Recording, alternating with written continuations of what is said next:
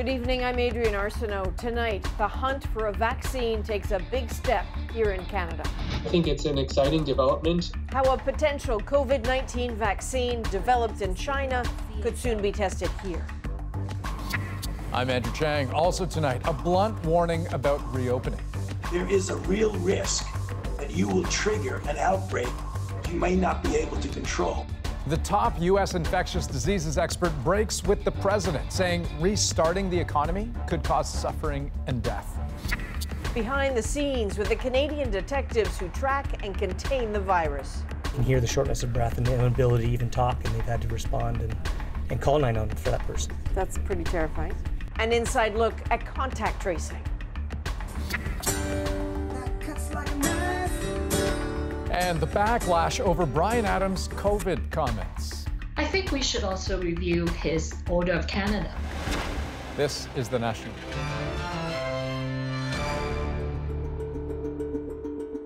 In this country, COVID-19 is still killing an average of 160 people a day. Job losses so far top 3 million and counting. By now, we all know the impact of this ordeal. But tonight, we'll talk about how it could end.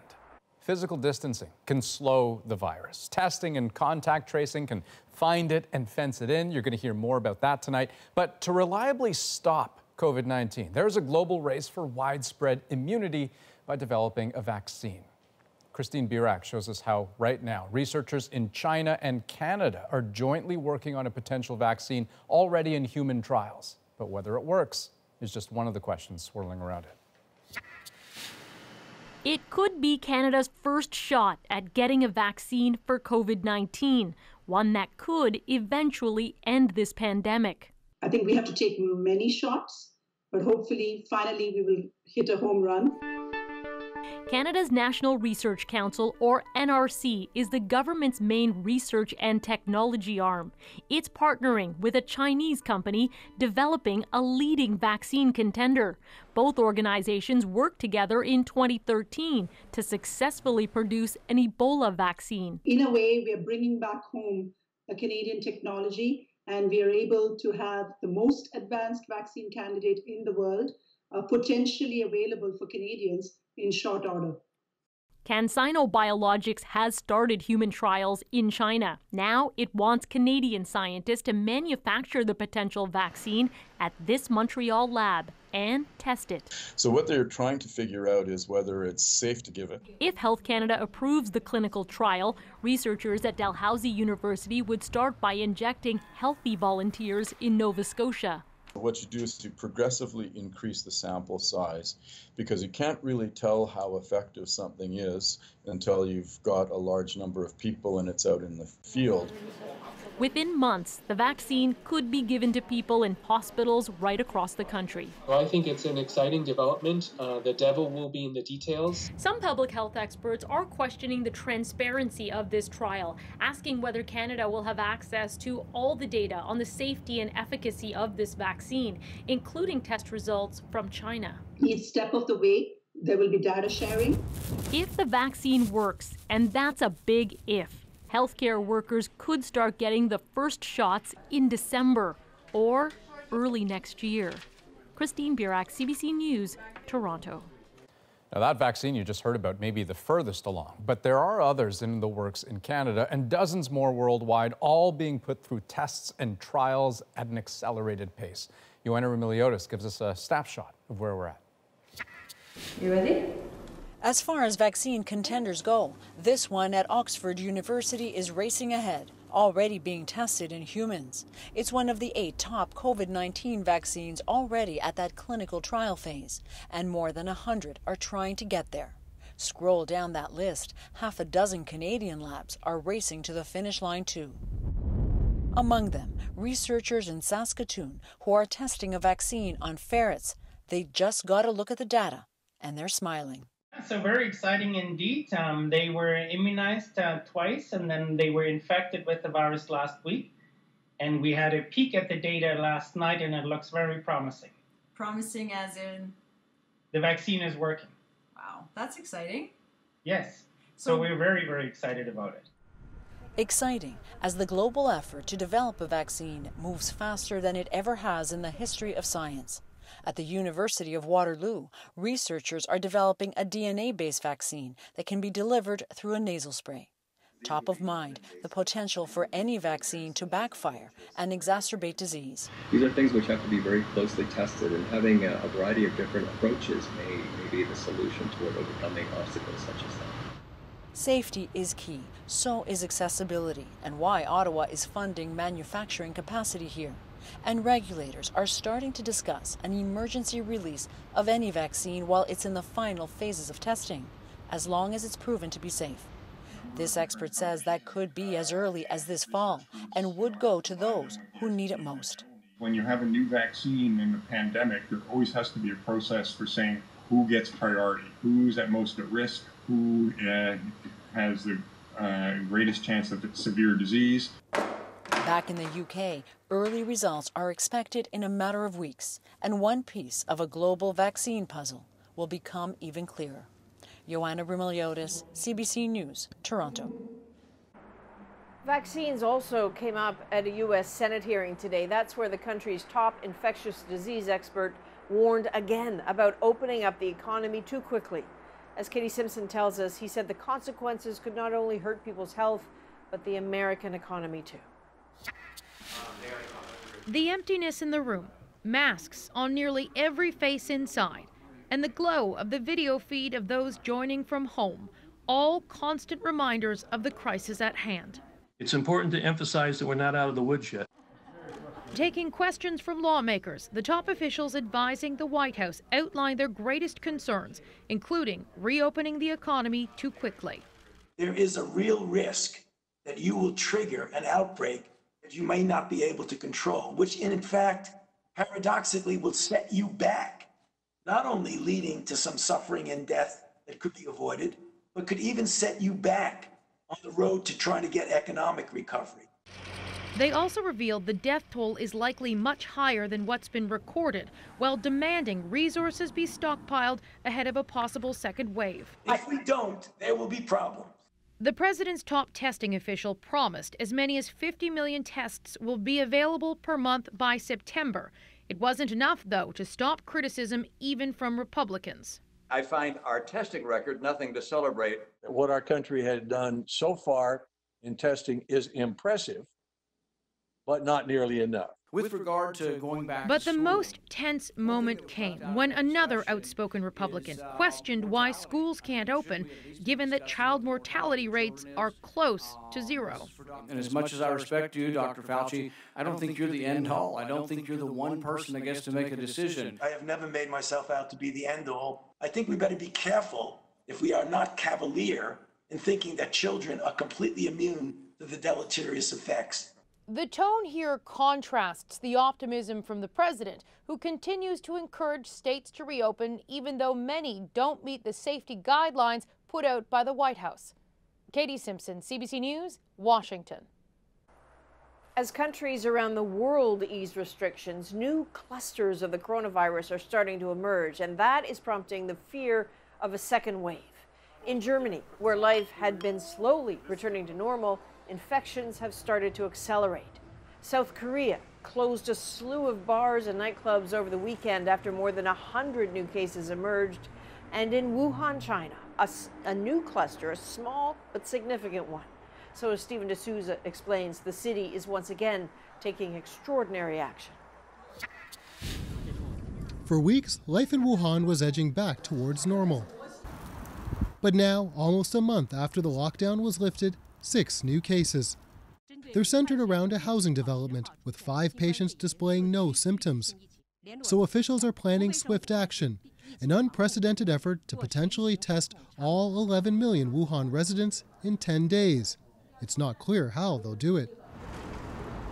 In South Korea, they're tracking more than 100 new cases using cell phone data, credit card statements, even security camera footage to find people who may be infected. South Korean President Moon Jae-in told the country that it can't hesitate in the face of crisis. Resurgences were always to be expected, first of all. The virus still exists in the population, so it was always going to manifest in some way or another. Experts say the ability to test on a massive scale, as well as find and isolate potential positives, is key to preventing a second wave. I don't know if we have that capacity here in Canada yet. So we have to look to that as an opportunity to build the infrastructure to allow us to do that contact tracing.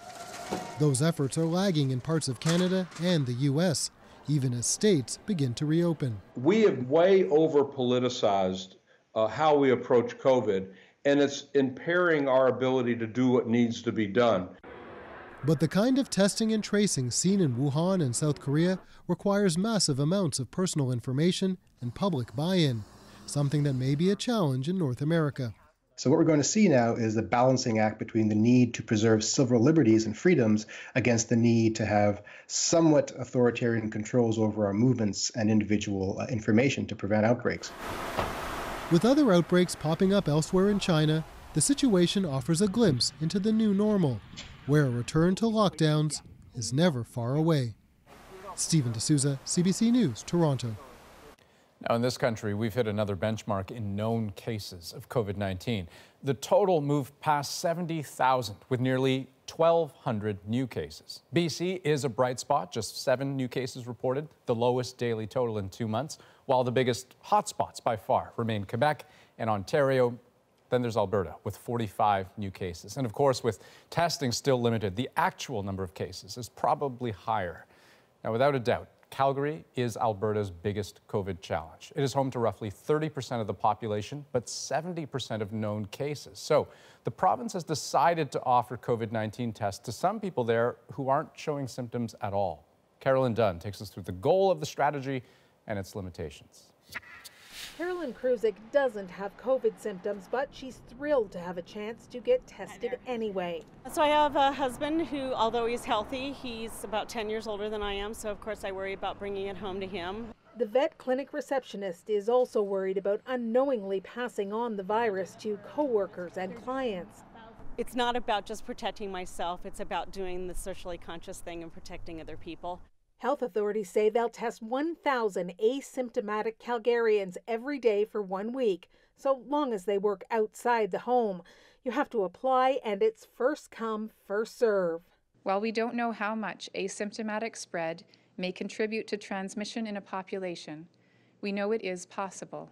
Calgary's infection rate is by far the highest in the province.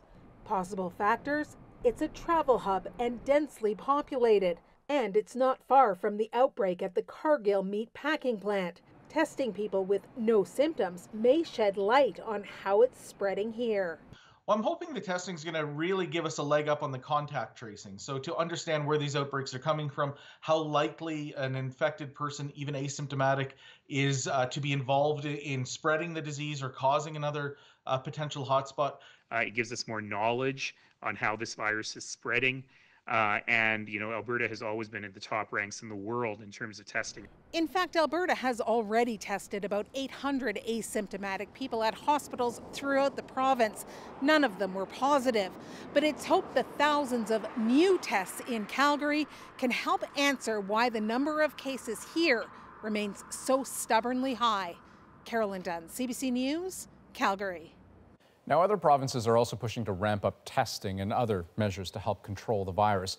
Quebec Premier François Legault wore a mask for the first time at his daily briefing today as he encouraged Quebecers to do the same when they go out. The virus won't leave Quebec for a long time. We'll have to learn to live with it.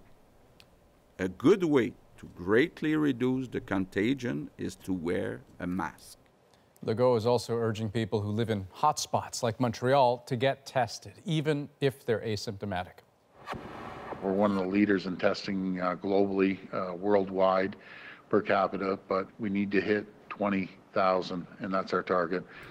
And Ontario increased its daily testing targets, even though it's regularly missing the previous target of 16,000. The announcement also comes as the Premier extended the province's emergency declaration until June 2nd. Ford plans to provide new details about reopening on Thursday.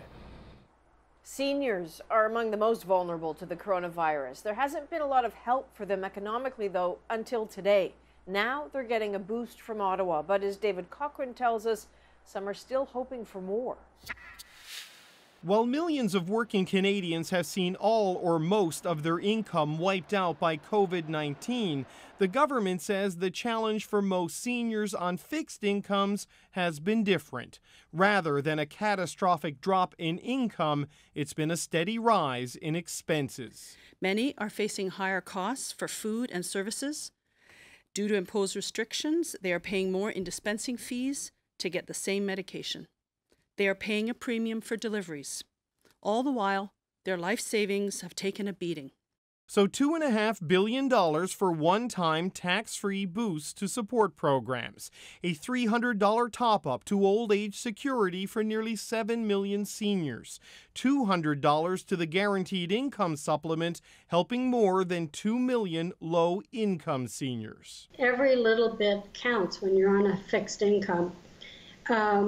And that's good. It does help to offset some of the rising costs that we're seeing. Retiree Joan McDougall appreciates the bump to the OAS, but her biggest concern is the nest egg she has invested in markets hammered by the pandemic. She was hoping for tweaks to rules around retirement income. Not only would you get a bit of a tax deferral next year, but also it would allow time for my portfolio to recover a bit, hopefully, and to heal. We would urge the government to do more around sort of the retirement security crisis. It's a big demand from the Canadian Association of Retired Persons, who want, at minimum, one-year changes to tax rules around RRSPs and RIFs, which so far the government hasn't done. Obviously, if this continues for another 6 months, for another year, we will have to continue to make adjustments and extend many programs. That's not a no, just not right now. David Cochran, CBC News, Ottawa. From seniors now to students, universities have started to lay out plans for the fall semester, and it looks like most classes will be held online. And that presents all sorts of problems for people who were counting on a campus experience. Deanna Sumanak-Johnson shows us their frustrations. This should be a moment for Amina Shakil to celebrate. She got into a university program of her choice. But now, without the promise of campus life, she's anything but excited. I had planned out what residence I was going to apply for, and I was looking forward to meeting new friends. The online option presents other problems to students already in university, like this first-year med student at McGill. As future doctors, we need to have that hands-on training, especially for the labs next semester. I'm really not sure what they're planning for that yet. I'm just looking at pouring basically thousands of dollars into this apartment when it's not necessary now for me to be here. And also receiving a level of education via online classes, which traditionally would be less expensive than in-person classes. Despite such concerns, it looks like online courses will be the reality for most Canadian universities come fall. In British Columbia, UBC and Simon Fraser University unveiled plans to teach large classes online while allowing for small seminar groups or labs to be held in person. Tuition won't be reduced. These students are receiving top quality education at an internationally recognized and ranked university, and their degrees will reflect that. Administrators stress they're working hard to improve the quality of online courses students will have in the fall. And that may have to do for Shakil. She's thinking of accepting her offer. I was thinking about deferring my offer for a year, but just with the way everything's going, I'm not sure if I should take a gap year because I don't know if I'm going to be able to find a job, and it's not like a normal gap year where you could like travel or anything. At a time of life usually marked by excitement and anxiety, there's now a stress of a different kind. Deanna Sumanak-Johnson, CBC News, Toronto. Well, turning now to other news, starting in Afghanistan, where 2 deadly attacks have threatened peace talks, one of them targeting the maternity ward of a busy hospital. 2 newborns, women in labor, and nurses were among 16 killed when gunmen stormed the hospital in Kabul. The U.S. called the attack sheer evil. Meanwhile, a separate bombing at the funeral of a police commander killed more than 20 and injured dozens. The Taliban has denied any involvement, but the Afghan president has ordered the resumption of offensive operations against the group and others like it. Donald Trump's financial records were the focus of a historic showdown at the U.S. Supreme Court today. The public was able to listen live as justices heard arguments over the phone due to the pandemic. They seemed divided over the president's bid to prevent Democrats from obtaining his tax returns, but appeared more open towards a New York prosecutor's attempt to secure similar records. Trump has refused to share documents that could shed light on his fortune and the work of his family company. A ruling is expected within weeks. Well, Elon Musk is defying COVID-19 health orders and putting his employees back to work. Tesla does not get any special privileges that the other businesses don't get. Up next on The National, why Tesla is breaking the rules. Plus, understanding contact tracing. How do you coordinate things like going out for essentials? How the right questions can limit the spread of the virus. And where were you when this happened? Is this the dagger?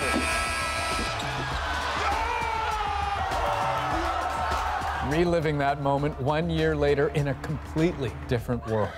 We're back in 2.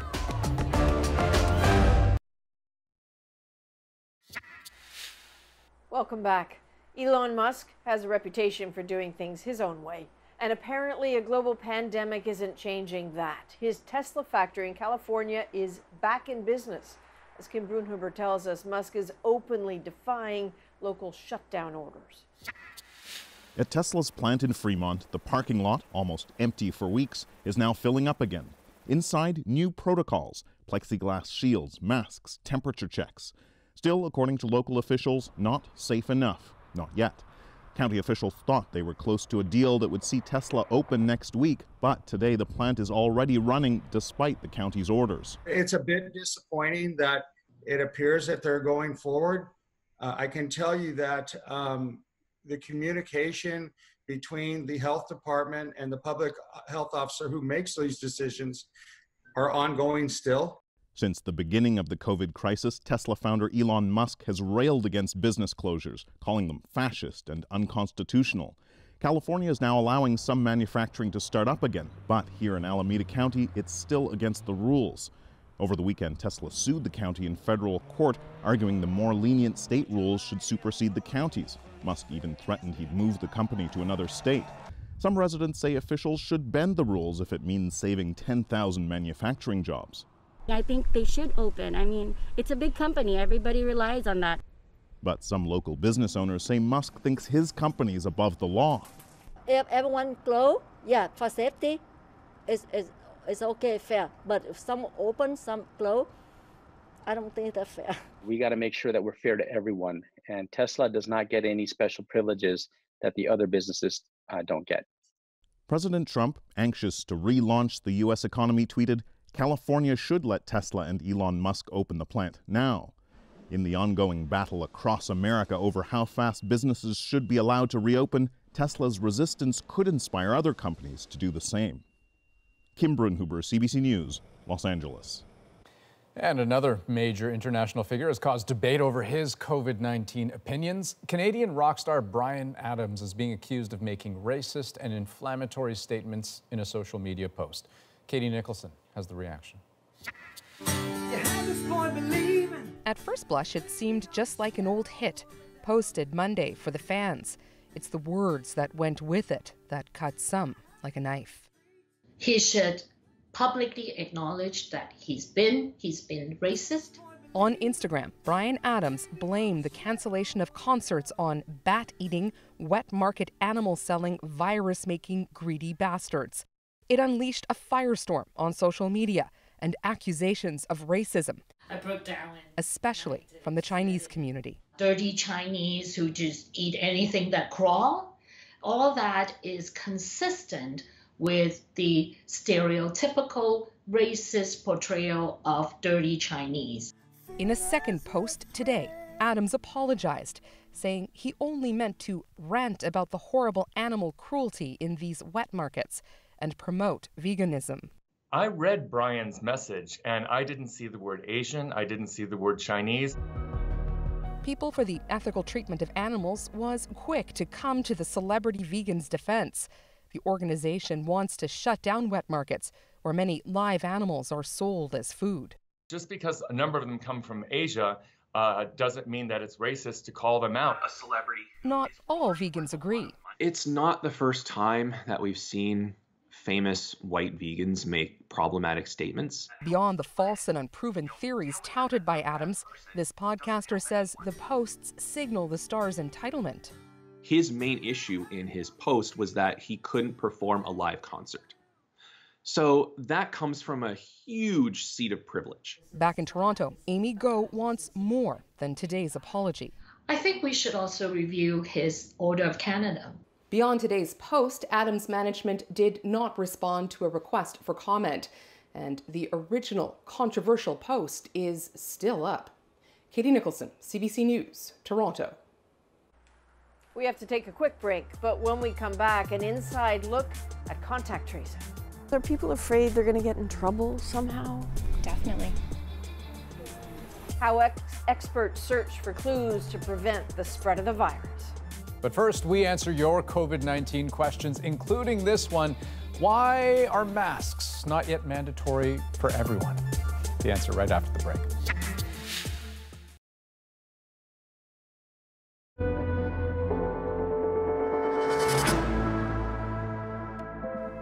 Welcome back. We are more than 2 months into the pandemic, and you still have lots of questions. So joining us with her guidance, her expertise, Dr. Taslim Nimji, an ER physician at Toronto's Humber River Hospital. Hello to you. And this first question that we have for you has felt like a bit of a moving target at times. Why are masks not yet mandatory for everyone? Yeah, Andrew, that one's been confusing, I think, for a lot as we've moved to different responses over the course of this pandemic. And the reality is in the past, when we've looked at the evidence around universal masking, and so this is masking in non-healthcare settings, the data has shown that it's not tremendously useful. So we started from that point. And then as we've sort of progressed and looked at whether or not we move to masking in the public, when we look at the use of cloth masks, we're using different materials. We can't really speak to the filtration of the material of the mask and how useful that is. And then there's also the concern about people who are not using really immaculate hand hygiene and using masks may contaminate themselves when taking on and off of a mask. So the answer is unfortunately not straightforward as to yes, we should and no, we shouldn't. And I think that we wouldn't be right either way or wrong either way. And so that's why you've seen a bit of an evolution there. Here's another question I hear an awful lot. How do I differentiate between COVID-19 symptoms and seasonal allergies or a cold?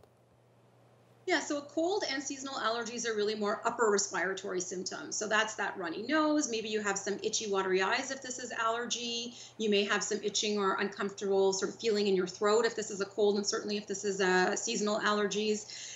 Whereas when you're looking at the COVID-19 infection, you have lower respiratory involvement. So you have shortness of breath, you have severe cough, which you're just not going to see if this is seasonal allergies for sure, or if this is a cold, which is a big difference. Right, but are the upper respiratory symptoms a bit of a precursor to those kind of chest congestion issues? So they can be. So the advice that we really say is if you have seasonal allergies, for example, and you get them every year at around this time and you're having the same symptoms, then the likelihood is that that's what it is. And if you reach for your antihistamine and you're feeling better, then that's probably where that can stop. And if you're having symptoms of a cold, certainly you want to exercise all of the precautions that you would to not be able to spread that cold and watch as those symptoms evolve to see if you do develop some of the other symptoms that we would be more concerned about. Okay. Dr. Nimji, always good to talk to you. Thanks so much for your time. My pleasure. Now, tomorrow night, this segment will be focusing on your finances. So whether you're a small business owner, you're recently unemployed, or just navigating your rent payments, there's a lot of uncertainty right now. So send us your questions on Instagram at CBC The National, or send us an email at thenational@cbc.ca.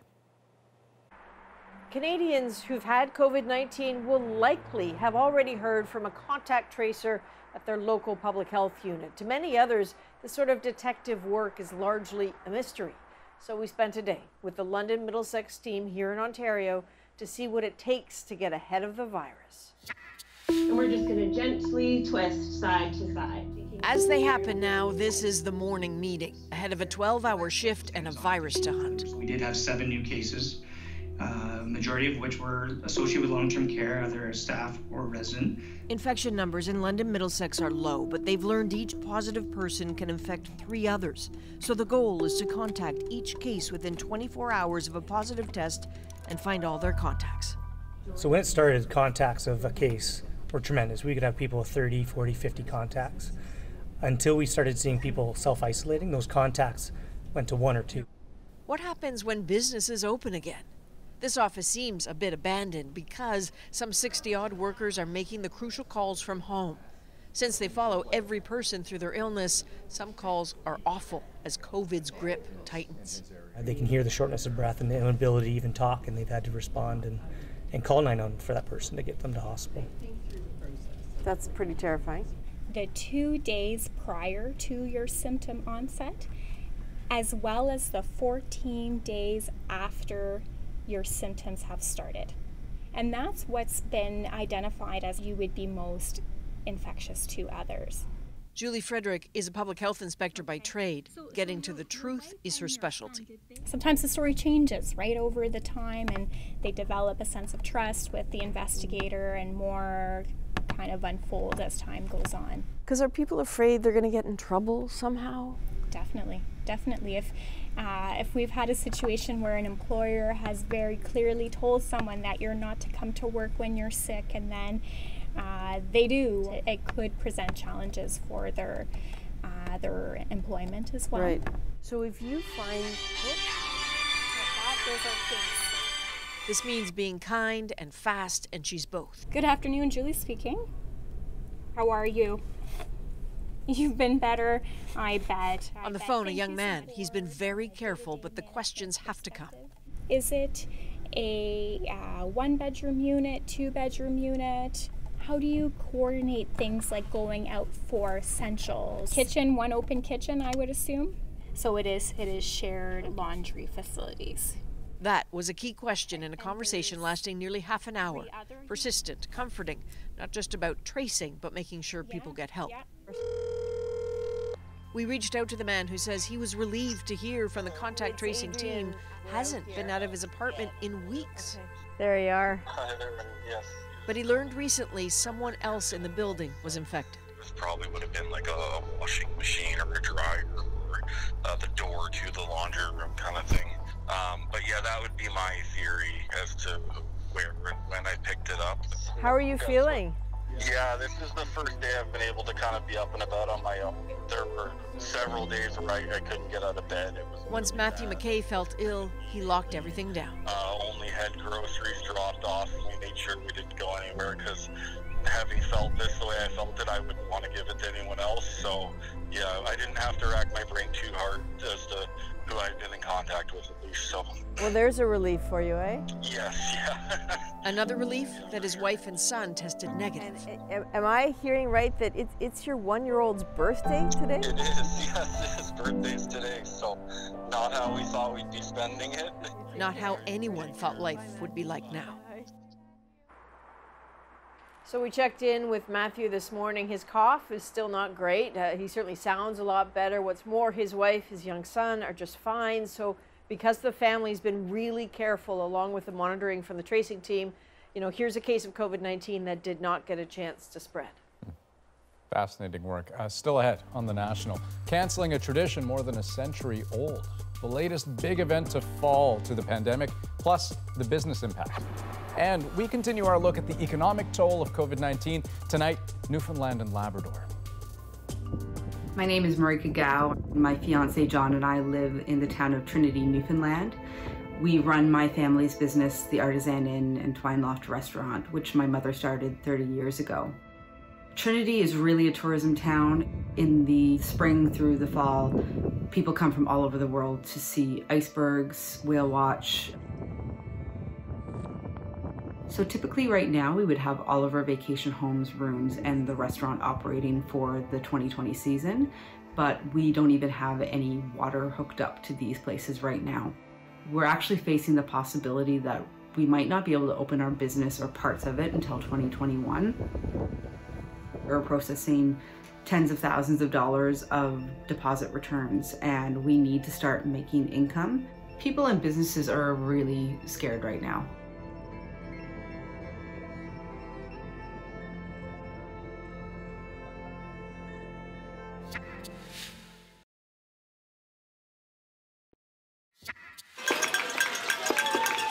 Three months into the COVID-19 crisis, Canada is still counting the cost in lives, in freedoms, and certainly in money.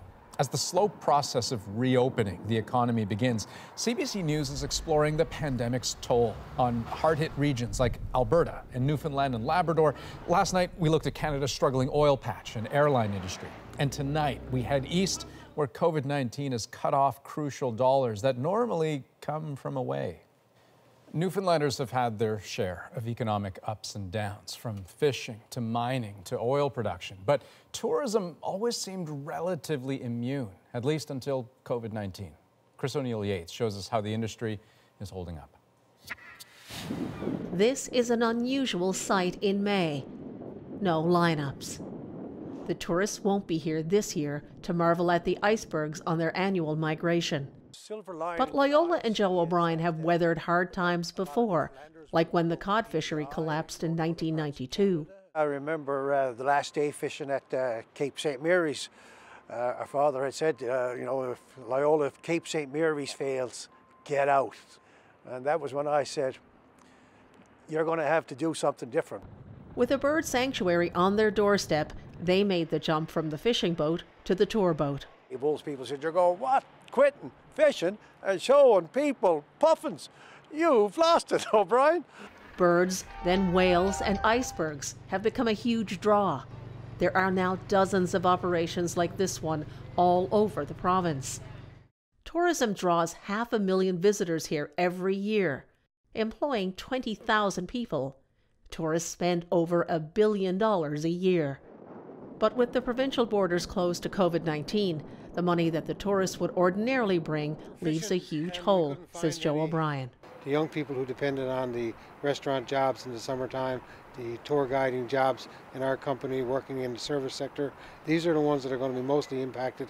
Some tourist operations may not survive this crisis, but the O'Briens are determined to see the other side of this. We're going to have to let the world know that we're going to be open when we're allowed to maneuver around and deal with our 6-foot margin. You can't depend on governments to make decisions that are going to keep you here. You got to make the decisions for yourself. And unlike the cod, the whales and the icebergs will return.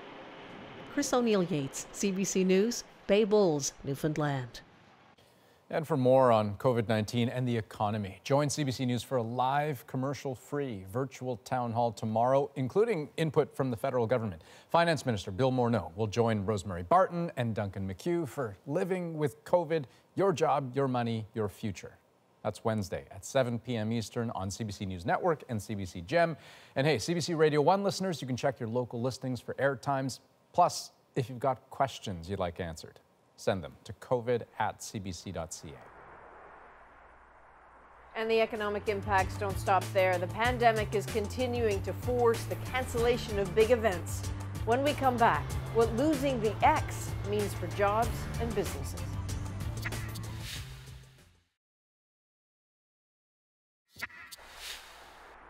COVID-19's relentless assault on popular public events shows no signs of letting up. More cancellations, big and small. From PEI's Summerside Lobster Carnival to Britain's huge Reading Music Festival to Broadway, every theater on Broadway will remain closed until at least September. Also scrapped today, Toronto's Labor Day Air Show, itself a signature part of a much bigger and older celebration that has fallen to COVID-19. The Canadian National Exhibition, affectionately known to locals as the X, has been axed. And as Tashana Reid explains, this one hurts. There's the food, the rides, the history. Any given summer, the CNE will attract 1.4 million visitors. But this year, none. These are historic times, and this a historic decision. The CNE has only shut down once before in its 142-year history, during the Second World War for recruitment and training. The board says it was a hard call. Obviously, safety's the main concern. And so we work very closely with Toronto Public Health and the health authorities in general. It's a tough blow. The CNE provides 5,000 jobs and brings in about $130 million. It's a significant economic impact, a significant loss, and significant challenge. Both Toronto's mayor and Ontario's premier expressed disappointment. I'm going to miss it. It is just one more tragic loss on the economic side that is as a result of this pandemic. For operators and vendors like Justin Butler, who makes ice cream treats, it's a real bummer. It's a significant influx of revenue for our business in that period. It's really a great thing to be a part of. The CNE hopes to return next year. The CNE is so close to people's hearts that there is no possibility that there won't be a revival and a strong one in 2021. Tashana Reid, CBC News, Toronto. CBC News is committed to telling the stories of Canadians lost to COVID-19. It's a series we're calling Lives Remembered. Tonight, Sean Auger is remembered by his wife, Jennifer. My name is Jennifer Auger, and my husband Sean passed away from COVID-19. He is 34 years old and my high school sweetheart. Sean and I met in grade 8, and we've been friends. We were friends ever since then. In grade 12, we finally became an item, at which point we got pregnant.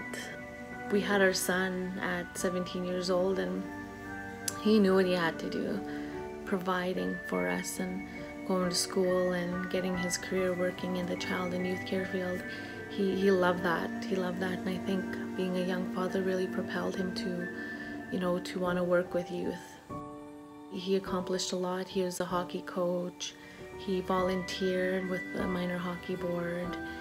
He worked his way up in the child and youth care field, and he was a really great guy. He made so many friends wherever he went, and he wanted to be a part of that.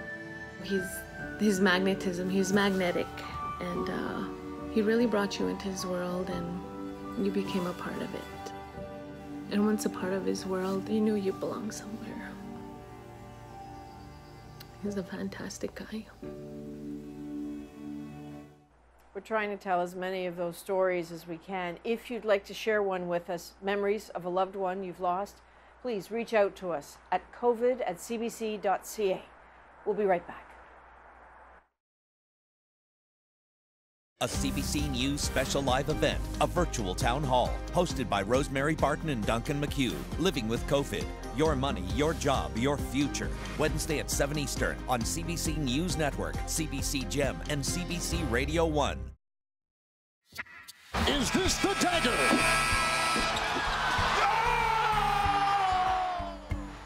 Remember that? Does it not seem like a lifetime ago? But it was just 1 year ago when Kawhi Leonard made that shot. So that's a moment that for some fans is as fresh today as it was then, and perhaps all the more cherished given there's no live sports to capture anyone's attention right now. Their memories form tonight's moment. Off to Leonard, defended by Simmons. Is this the dagger? I've watched it again today so many times. And watching it every time, you're like, because the second you walked in the building that night, it was electric. We had awesome seats the whole game, and it was like a nail biter till the end. There was hugging in the streets, and it was just really cool. Just being there, I felt just like such a part of history. It just feels awesome to have that memory.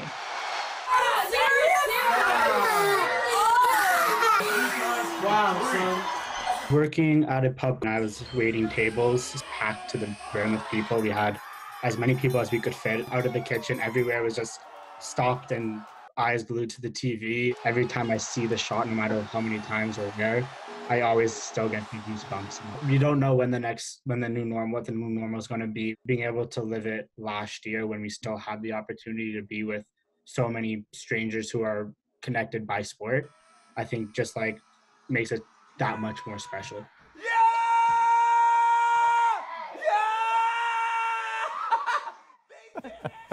It was such a great night. It was pure, it was beautiful, it was kind of obviously unexpected.